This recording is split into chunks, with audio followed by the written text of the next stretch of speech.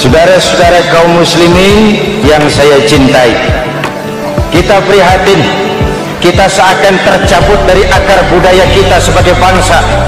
Kenapa kita yang berfalsafahkan Pancasila, kenapa kita yang berketuhanan yang Maha Esa tiba-tiba jadi beringas dan brutal?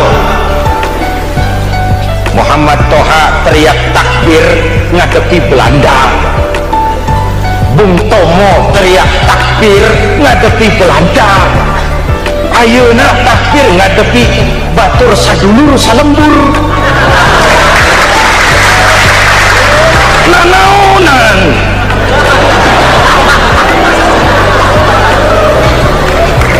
Bung Tomo teriak takbir, Muhammad Toha teriak takbir, yang dihadapi jelas penjajah Belanda. Kita ngadepi saudara sendiri, Allahu Akbar, yang sana teriak Allahu Akbar, setan tepuk tangan di tengah. Yuk kita rukun, yuk kita kompak, yuk kita bersatu, yuk. Ada maling ayam ketangkap, disiram bensin, dibakar hidup-hidup. Kok kita bisa begitu? Street justice, pengadilan jalanan mulai tegak. Iyalah kita tidak puas dengan kerja aparat kita, tapi jangan main hakim sendiri. Ini negara, bukan hutan.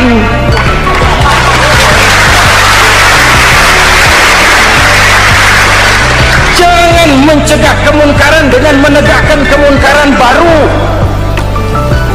Oleh hal-hal yang sepele yang mestinya kita bisa mencari jalan keluar dengan baik.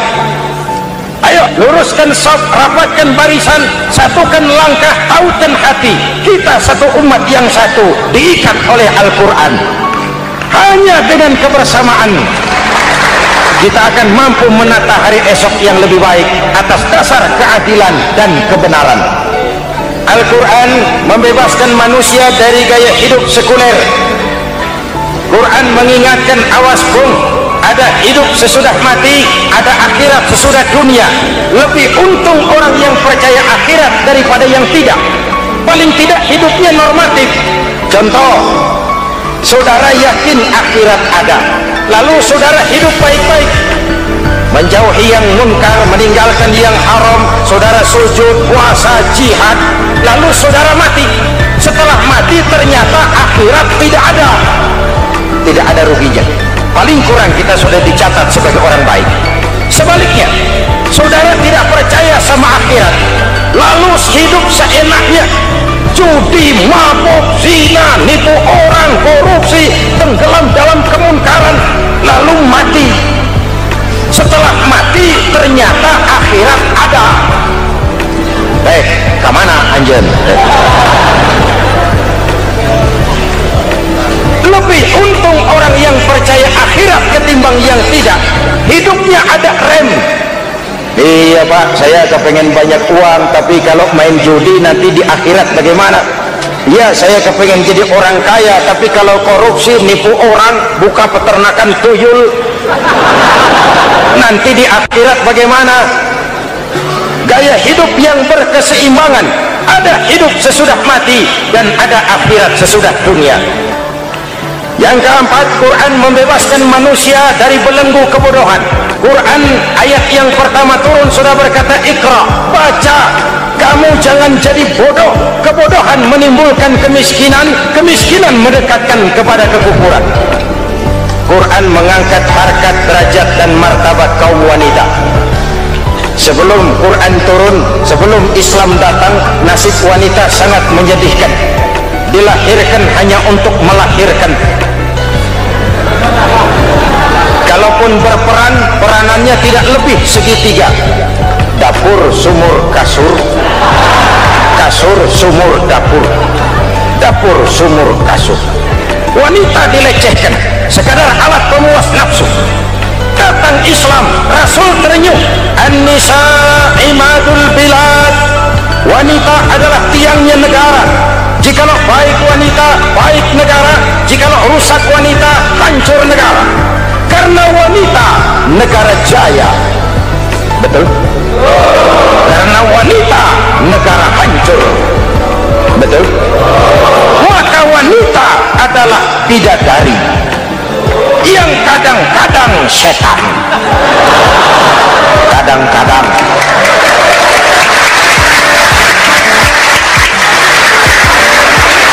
Anda yang hadir di sini bidadari semua. Ibu bapak, saudara-saudara hadirin yang saya hormati,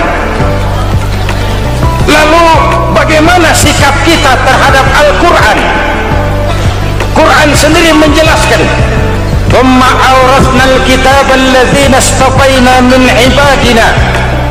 Kemudian kami wariskan kitab Al-Quran yang kami pilih buat hamba-hamba kami yang terpilih. Luar biasa, umatnya umat pilihan, rasulnya rasul pilihan, kitabnya pun kitab pilihan. Kami wariskan Al-Quran kepada hamba-hamba kami yang kami pilih. Bagaimana sikap mereka setelah menerima Al-Quran? Terbagi tiga. Pertama, faminhum zalimun linafsihi. Di antara mereka ada yang setelah menerima Al-Quran lalu zalim kepada dirinya sendiri. Diterimanya Al-Quran dengan lidahnya, tapi ditolak dengan perbuatannya. Mulutnya menjunjung Al-Quran, perbuatannya menginjak Al-Quran. Quran bilang ke barat, dia pergi ke timur. Quran bilang ke selatan, dia berangkat ke utara. Quran bilang haram, dia terjang. Quran bilang halal, dia tidak mau. Orang seperti itu tidak zalim kepada Allah, tapi zalim kepada dirinya sendiri. Apa kalau kita tidak sholat, Allah rugi? Apa kalau kita tidak bayar zakat, Tuhan bangkrut? Apa kalau sedunia tidak ada yang sujud, Tuhan berhenti jadi Tuhan? Kita mau lakon apa, Allah tetap Allah. Kau mau jadi orang baik-baik, mau jadi bajingan paling tengik, mau jadi orang soleh, mau jadi orang salah, Allah tetap Allah. Kita hanya zalim kepada diri kita sendiri. Ini kelompok pertama, menerima Quran dengan ucapannya tapi menolak dalam perbuatannya. Mudah-mudahan kita yang termasuk golongan ini, amin. Yang kedua, wa minhum muqtasid. Di antara mereka ada yang menerima Quran 50-50, separuh-separuh. Yang enak dilaksanakan, yang berat ditinggal. Padahal pada sisi lain Quran mengajarkan masuklah ke dalam Islam secara total, kafah, jangan separuh-separuh. Golongan yang ketiga, ini yang ideal, wa minhum sabiqum bil khairati biiznillah. Di antara mereka ada yang setelah menerima Al-Quran lalu berlomba-lomba mengamalkannya, berlomba-lomba melaksanakannya. Jangan sampai yang baca Quran dengan suara merdu dapat piala, yang mengamalkan Quran dengan konsekuen dapat penjara.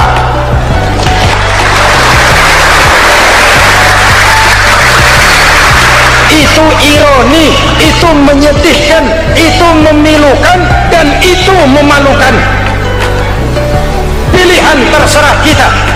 Satu hadis Rasulullah mengajarkan begini, man ja'alal qur'ana amamahu qadahu ilal jannah, wa man ja'alal qur'ana khalfahu saqahu ilan nar. Siapa yang meletakkan Quran di depannya, dijadikannya Quran sebagai imam, Quran akan membimbing dia ke surga, surga dunia, lebih-lebih surga akhirat. Sebaliknya, siapa yang meletakkan Quran di belakang, dibelakanginya ajaran Quran, Quran akan mendorong dia ke neraka, neraka dunia, lebih-lebih neraka akhirat. Quran imam apa makmum? Kita makmum apa imam? Makmum ikut imam apa imam ikut makmum? Makmum ikut imam. Jikalau Quran adalah imam, jikalau kita adalah makmum, ke barat kata Quran, ke barat kita berangkat. Ke timur kata Quran, ke timur kita menuju. Halal kata Quran, itu yang kita ambil.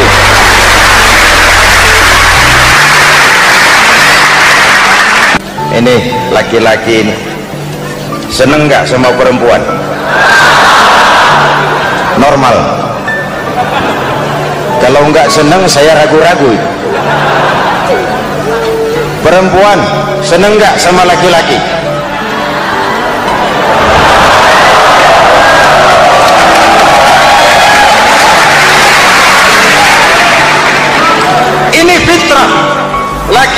suka perempuan, perempuan suka laki-laki. Quran memahami itu. Hai laki-laki, kau senang dengan perempuan, hai perempuan, kau suka dengan laki-laki. Oke, lewat sini, lewat pintu yang disebut nikah. Kalau kitab suci melarang nikah, itu bertentangan dengan fitrah manusia. Maka dalam Quran, mulai dari umat sampai ulama dan segala profesi dianjurkan nikah. Kalau kiai tidak boleh nikah, saya pilih mengundurkan diri, Pak.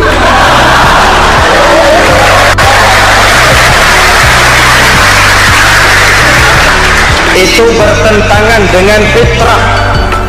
Lagian mubazir dikasih perabotan nggak dipakai.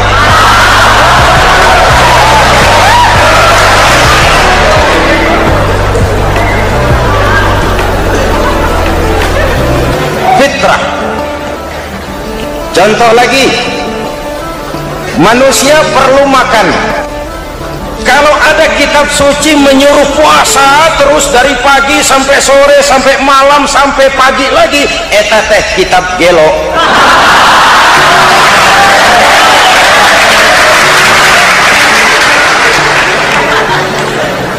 Quran sesuai dengan fitrah. Puasa mulai dari imsak sampai datang waktu maghrib. Puasa ngebleng dari pagi sampai sore sampai malam merusak kesehatan.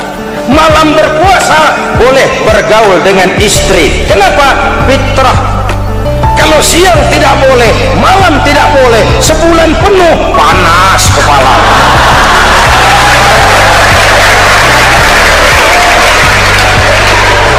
Rontok rambut. Hadirin yang saya hormati, itu yang pertama. Yang kedua, kita yakini Quran sebagai kitab suci karena isinya tidak saling bertentangan, konsekuen, konsisten. Kalau ada satu kitab, di satu ayat mengajarkan Tuhan Esa, di lain ayat mengajarkan tiga, liar ya teman. Bagaimana kitab suci isinya paradoks? Bagaimana kitab suci isinya saling bertentangan? Di ayat manapun sekali Quran berkata Allah itu Esa, selamanya Esa. Isinya tidak saling bertentangan. Lalu yang ketiga, kita yakini Quran kitab suci karena dia bersih dari intervensi manusiawi.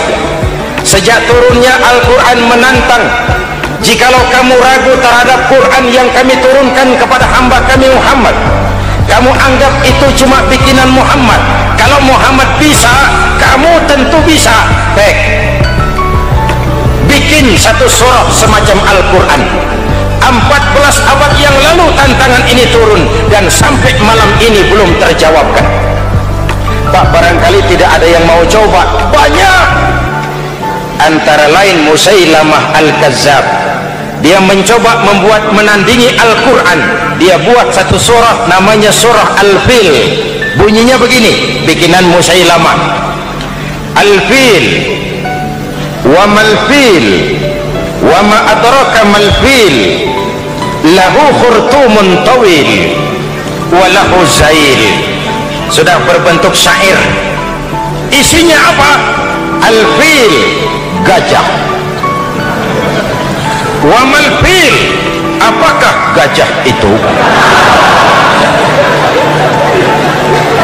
Wa ma adraka mal-fil, tahukah kamu apa itu gajah? Lahu khurtumun tawil, dia punya belalai panjang. Wa lahu zail, dan dia punya ekor. Gak usah turun ayat begituan, orang tahu.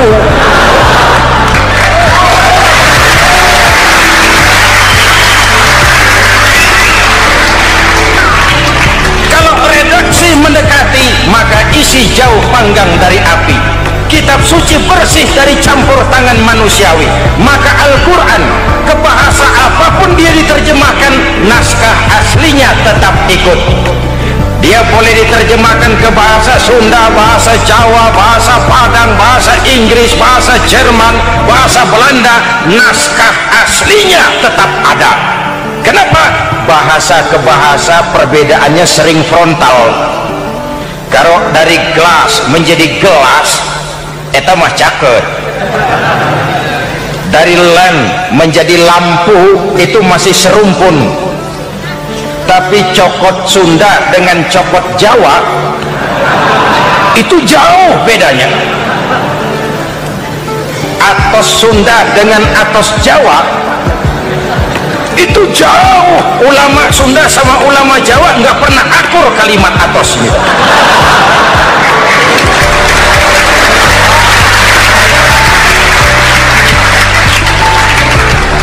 Inilah kebenaran janji Allah, inna nahnu nazzalna dzikra wa inna lahu lahafizun. Kami yang turunkan Al-Quran, kami yang akan menjaganya. Ribuan orang hafal Al-Quran. Lalu apa pesan-pesan misi utama Al-Quran?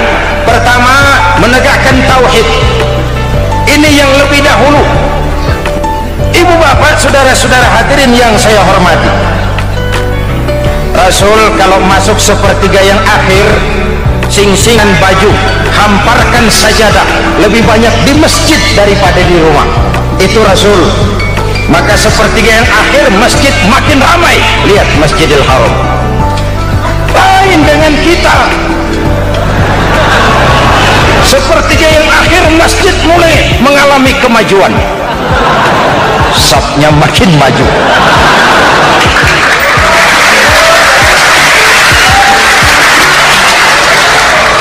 Pasar ramai, terminal beludak. Padahal sepertiga yang akhir itu puncak. Padahal di situ nilai tambah. Dan anggap ini Ramadan terakhir yang diberikan Allah kepada kita. Kenapa? Memang tidak ada jaminan tahun depan ketemu Ramadan lagi.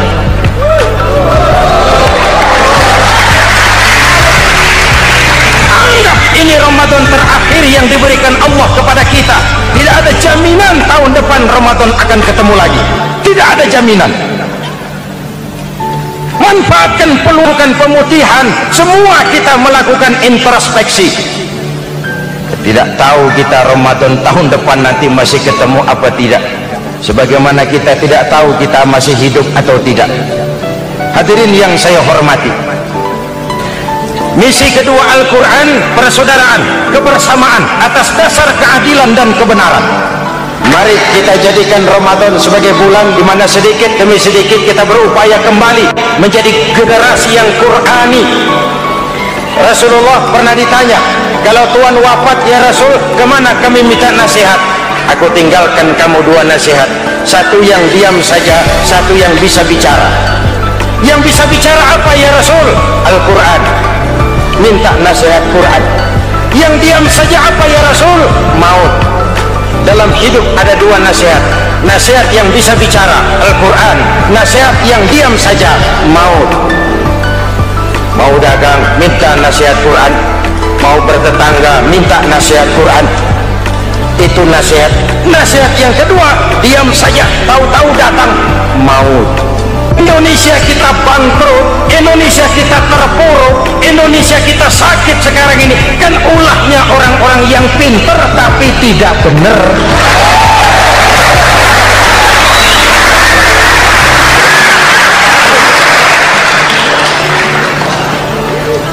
Dan kalau saya bicara kayak begini, ini bukan pidato politik, ini nurani. Politik naon kadut.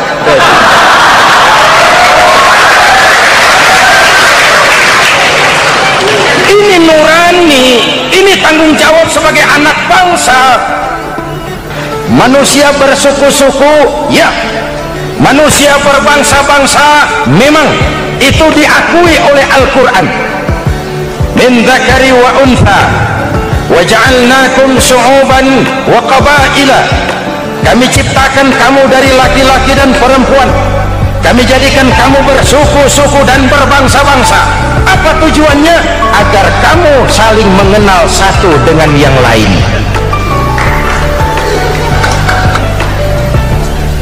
Yang terlepas dari ras, dari manapun orang datang, apapun warna kulitnya, dari suku apapun ia dilahirkan, kalau akidahnya sama, itu kan saudara kita.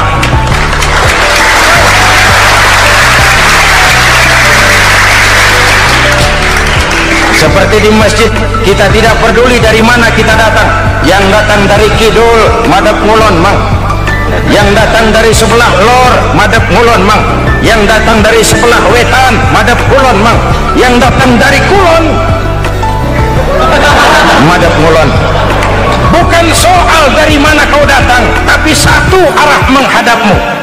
Kau mau Betawi, mau Sunda, mau Jawa, mau Padang, mau Aceh, mau Batak, mau Ambon, kita satu nusa, satu bangsa, satu bahasa. Marilah kita jadi lem perekat buat lingkungan kita di saat keutuhan kita sebagai bangsa sedang dalam ujian berat. Semangat kebersamaan atas dasar keadilan. Tidak ada mayoritas menekan minoritas. Umat Islam itu kalau besar, dia mampu melindungi yang kecil. Kalau kecil, dia bisa menjaga diri. Tiap sholat Jumat khatib berpesan pada akhir khutbah kedua, innallaha ya'muru bil adli wal ihsan, innallaha ya'muru bil adli wal ihsan. Allah memerintahkan kamu menegakkan keadilan dengan argumen, bukan dengan sentimen. Mengajak, bukan mengejek. Merangkul, tidak untuk tujuan memukul. Kalau sebagai bangsa kita utuh, kompak dan bersatu, saya yakin kita akan bisa mengatasi kesulitan-kesulitan sekarang ini.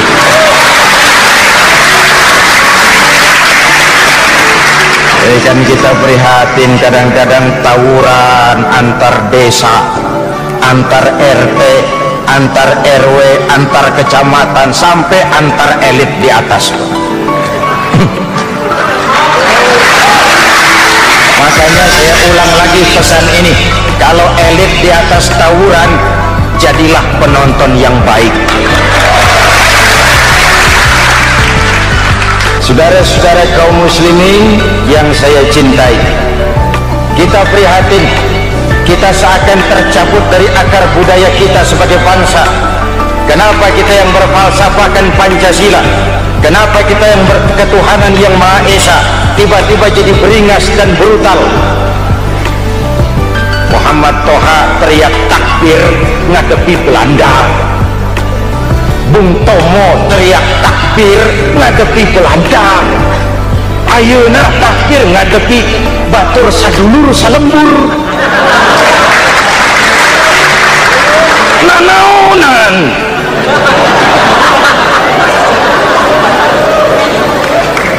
Bung Tomo teriak takbir, Muhammad Toha teriak takbir, yang dihadapi jelas penjajah Belanda. Kita ngadepi saudara sendiri, Allahu Akbar, yang sana teriak Allahu Akbar, setan tepuk tangan di tengah. Yuk kita rukun, yuk kita kompak, yuk kita bersatu, yuk.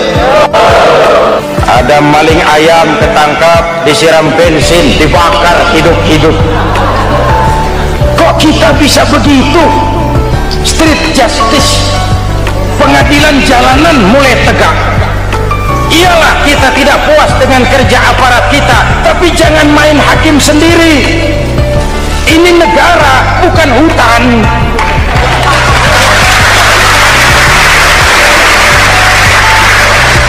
Jangan mencegah kemunkaran dengan menegakkan kemunkaran baru. Oleh hal-hal yang sepele yang mestinya kita bisa mencari jalan keluar dengan baik. Ayo luruskan saf, rapatkan barisan, satukan langkah, tautan hati. Kita satu umat yang satu, diikat oleh Al-Quran. Hanya dengan kebersamaan kita akan mampu menata hari esok yang lebih baik atas dasar keadilan dan kebenaran.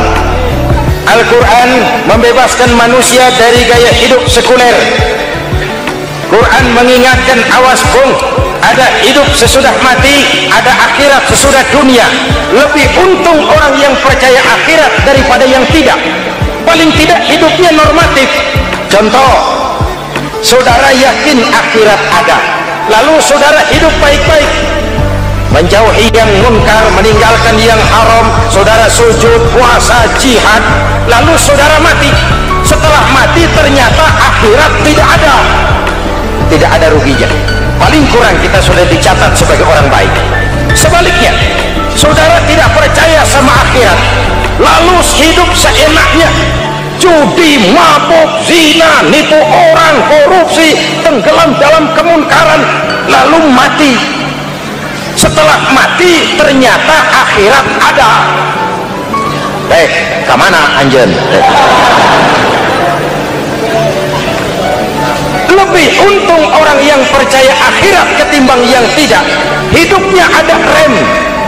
Iya Pak, saya kepengen banyak uang, tapi kalau main judi nanti di akhirat bagaimana? Ya, saya kepengen jadi orang kaya, tapi kalau korupsi, nipu orang, buka peternakan tuyul, nanti di akhirat bagaimana? Gaya hidup yang berkeseimbangan, ada hidup sesudah mati dan ada akhirat sesudah dunia. Yang keempat, Quran membebaskan manusia dari belenggu kebodohan. Quran ayat yang pertama turun sudah berkata, Iqra, baca, kamu jangan jadi bodoh. Kebodohan menimbulkan kemiskinan, kemiskinan mendekatkan kepada kekufuran. Quran mengangkat harkat, derajat dan martabat kaum wanita. Sebelum Quran turun, sebelum Islam datang, nasib wanita sangat menyedihkan. Dilahirkan hanya untuk melahirkan. Kalaupun berperan, peranannya tidak lebih segitiga. Dapur, sumur, kasur. Kasur, sumur, dapur. Dapur, sumur, kasur. Wanita dilecehkan, sekadar alat pemuas nafsu. Datang Islam, Rasul terenyuh, An-nisa imadul bilad. Wanita adalah tiangnya negara. Jikalau baik wanita, baik negara. Jikalau rusak wanita, hancur negara. Karena wanita, negara jaya. Betul? Karena wanita, negara hancur. Betul? Maka wanita adalah bidadari yang kadang-kadang setan. Kadang-kadang.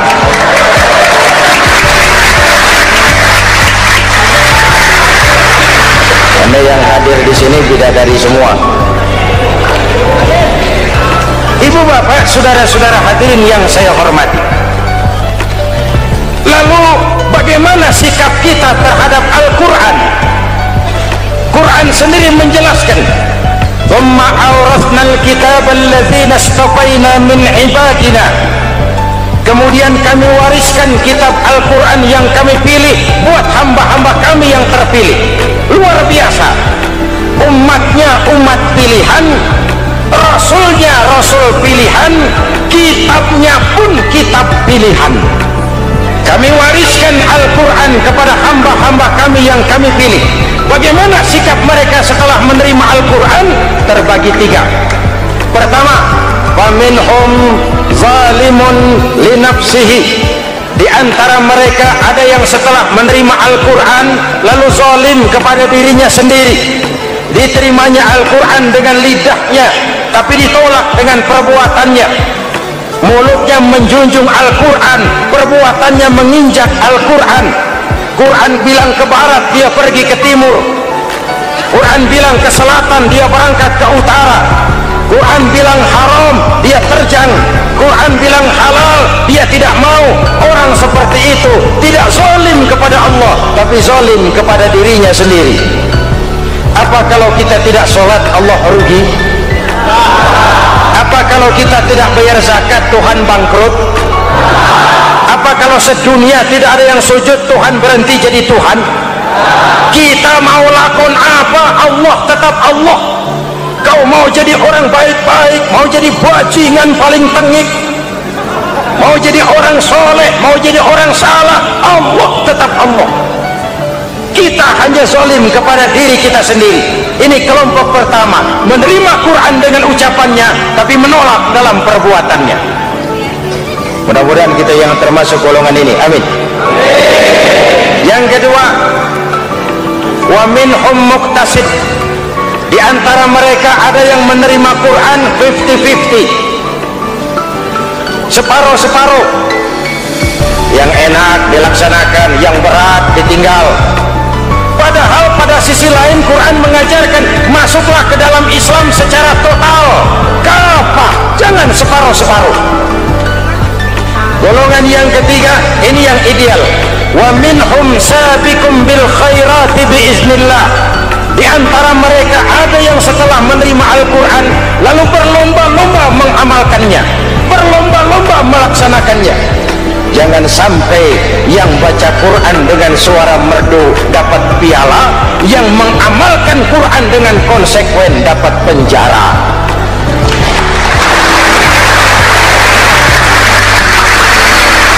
Itu ironi, itu menyedihkan, itu memilukan, dan itu memalukan. Pilihan terserah kita. Satu hadis Rasulullah mengajarkan begini, man ja'alal qur'ana amamahu qadahu ilal jannah, wa man ja'alal qur'ana khalfahu saqahu ilan nar. Siapa yang meletakkan Quran di depannya, dijadikannya Quran sebagai imam, Quran akan membimbing dia ke surga, surga dunia, lebih-lebih surga akhirat. Sebaliknya, siapa yang meletakkan Quran di belakang, dibelakanginya ajaran Quran, Quran akan mendorong dia ke neraka, neraka dunia, lebih-lebih neraka akhirat. Quran imam apa makmum? Kita makmum apa imam? Makmum ikut imam apa imam ikut makmum? Makmum ikut imam. Jikalau Quran adalah imam, jikalau kita adalah makmum, ke barat kata Quran, ke barat kita berangkat, ke timur kata Quran, ke timur kita menuju, halal kata Quran, itu yang kita ambil.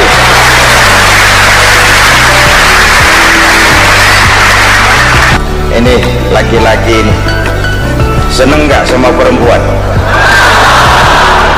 Normal. Kalau nggak senang saya ragu-ragu. Perempuan senang nggak sama laki-laki?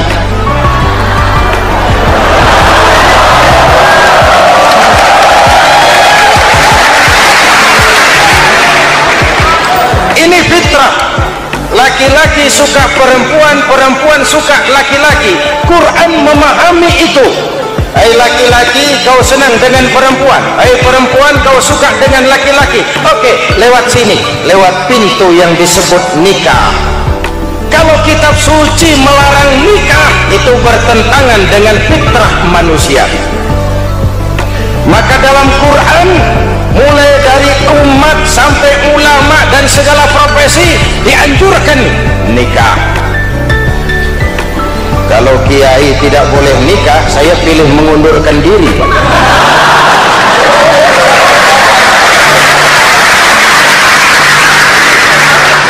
Itu bertentangan dengan fitrah. Lagian mubazir dikasih perabotan nggak dipakai.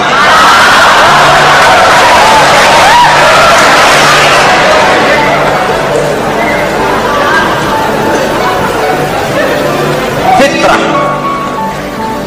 Contoh lagi, manusia perlu makan.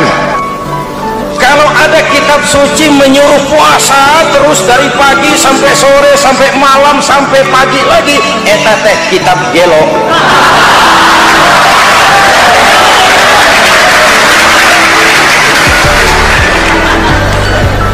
Quran sesuai dengan fitrah, puasa mulai dari imsak sampai datang waktu maghrib.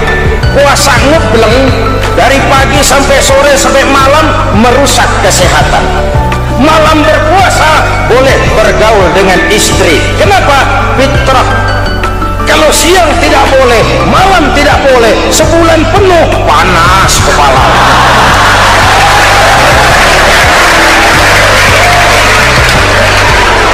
Rontok rambut. Hadirin yang saya hormati, itu yang pertama.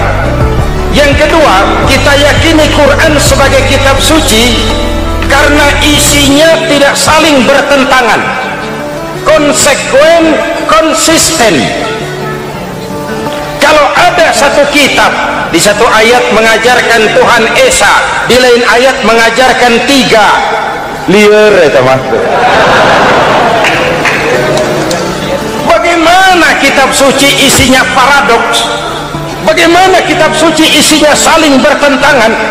Di ayat manapun sekali Quran berkata Allah itu Esa, selamanya Esa, isinya tidak saling bertentangan. Lalu yang ketiga, kita yakini Quran kitab suci karena dia bersih dari intervensi manusiawi.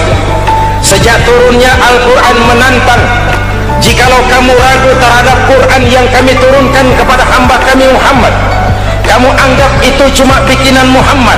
Kalau Muhammad bisa, kamu tentu bisa. Baik, bikin satu surah semacam Al-Quran. 14 abad yang lalu tantangan ini turun dan sampai malam ini belum terjawabkan. Pak, barangkali tidak ada yang mau coba. Banyak, antara lain Musailamah Al-Kazzab. Dia mencoba membuat menandingi Al-Quran. Dia buat satu surah namanya surah Al-Fil. Bunyinya begini, bikinan Musailamah. Al-Fil, wa mal-fil, wa ma adraka mal-fil, lahu khurtumun tawil, wa lahu zail. Sudah berbentuk syair. Isinya apa? Al-Fil, gajah. Wa mal-fil, apakah gajah itu? Wa ma adraka mal-fil, tahukah kamu apa itu gajah? Lahu khurtumun tawil, dia punya belalai panjang. Wa lahu zail, dan dia punya ekor. Gak usah turun ayat begituan, orang tahu.